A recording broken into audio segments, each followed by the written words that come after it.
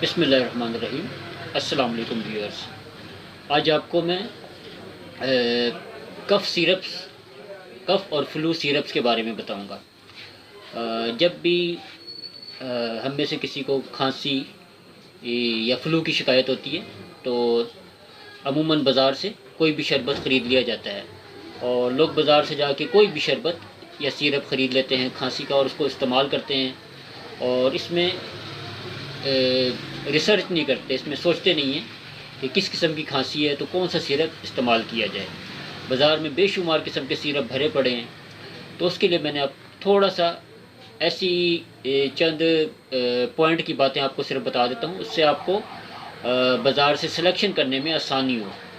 तो सबसे पहले एक बुनियादी बात ये कि शरबत दूध सेया या दूध सेया प्लस मुलेठी, इस किस्म के ये शरबत जो जितने भी बाज़ार में मिलते हैं, तो ये शरबत हमेशा सिर्फ गले की तकलीफ़ के लिए होते हैं। जो गले में आपकी तकलीफ़ है जितनी भी किस्म की, गले की ख़राश, गले का दर्द और गले का बैठ जाना, आवाज़ का बैठ जाना, इसके लिए ये सब दूध सेया और इससे मुताल्लिक़ जितने भी शरबत हैं वो सब के सब इस पर्पज़ के लिए बेहद मुफीद हैं। तो उसमें अगर आप इसको यूज़ करेंगे तो इंशाअल्लाह उसका आपको बेहतर नताइज हासिल होंगे।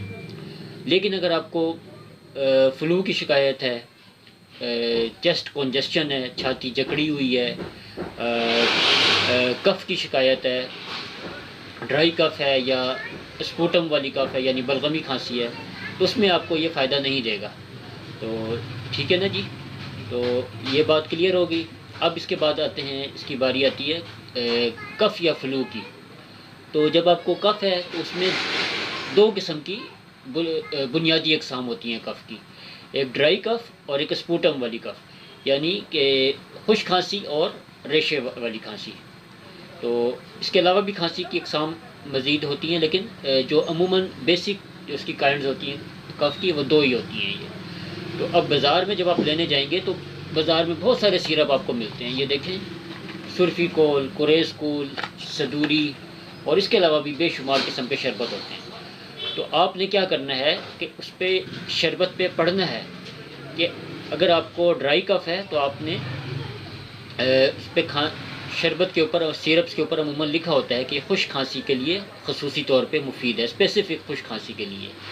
जिन सिरप्स पे, बाद सिरप्स पे लिखा होता है कि खुश्क और बलगमी दोनों के लिए मुफीद है, वो अमूमन अगर आपको सिर्फ खुश खांसी है तो उस पर इतने कारगर नहीं होते जितना स्पेसिफ़िक जो खुश खांसी के लिए बना है।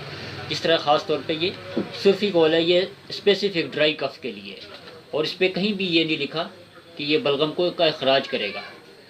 ये खांसी, ज़ुकाम, हलक के वरम और हलक की ख़राश, ये सब चीज़ें इसमें लिखी हुई हैं इसके ख़वास में। तो हमें ये खुश खांसी में ही फ़ायदा देगा ज़्यादा। इसी तरह अगर आप ये शरबत को लें, कुरेसकूल को, तो कुरेसकूल पे इस पर बाकायदा लिखा हुआ है कि ये एक्सपेक्टोरेंट है, यानी कि बलगम को खारिज करता है। जो हमारी नालियों में बलगम जमा हुआ है उसको ये खारिज करेगा, निकालेगा, तो उससे खांसी की शिद्दत आपकी फिर कम होगी।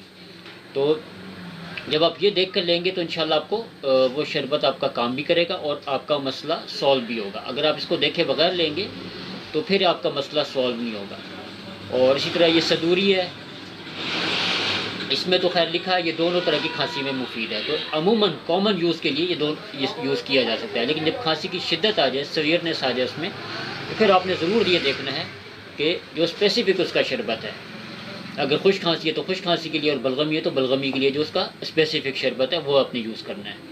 तो ठीक है जी, ये बात भी क्लियर हो गई।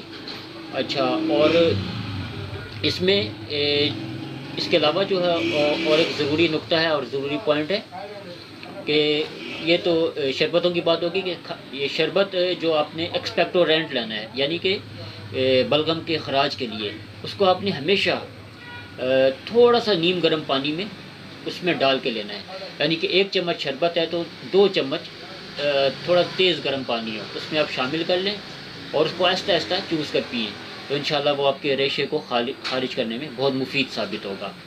और खैर जो खुश्क खांसी के लिए शरबत है वो भी, उसको भी लिया जा सकता है, लेकिन उसको गर्म पानी के बजाय खुश्क खांसी के लिए जो आपने शरबत लेना है उसको शरबत ही को थोड़ा सा गर्म कर लें। जो बलगमी खांसी के लिए लेना है उसको तो गर्म पानी में शामिल करके लेना है, और जो खुश्क खांसी के लिए लेना है उसमें सिर्फ शरबत को ही हल्का सा गर्म कर लेना है। और शरबत को गर्म करने का तरीका क्या है कि 2 चम्मच ले लें, 1 चम्मच में शरबत को हल्का सा गर्म कर लें और दूसरे चम्मच में डाल के उसको पी लिया जाए। तो जब आप इस तरीके से यूज़ करेंगे तो इंशाल्लाह आपको उसका खातिर ख्वाह फ़ायदा होगा और आपको जल्दी उसके नताइज मिलेंगे। तो उसी तरह खांसी में, कफ़ में थोड़ा सा एहतियात भी करनी चाहिए। ड्राई कफ़ में आप तमाम खट्टी चीज़ों की और चिकनाई वाली चीज़ों की एहतियात करें। और इसी तरह जो स्पूटम वाली कफ़ है यानी कि रेशेदार जो खांसी है, उसमें आप चावल है, केला है और ये कच्ची सब्ज़ियाँ, सलाद वगैरह, इन सब चीज़ों की और जितने बेवरेज हैं, जो ड्रिंक्स और जूसेस वगैरह, इन सब की एहतियात ज़रूरी है। तो इसकी आप एहतियात करेंगे तो इंशाल्लाह आपको जल्दी फ़ायदा हासिल होगा। तो उम्मीद है आपको वीडियो पसंद आई होगी। हमारे चैनल को सब्सक्राइब करें और शेयर करें। अल्लाह।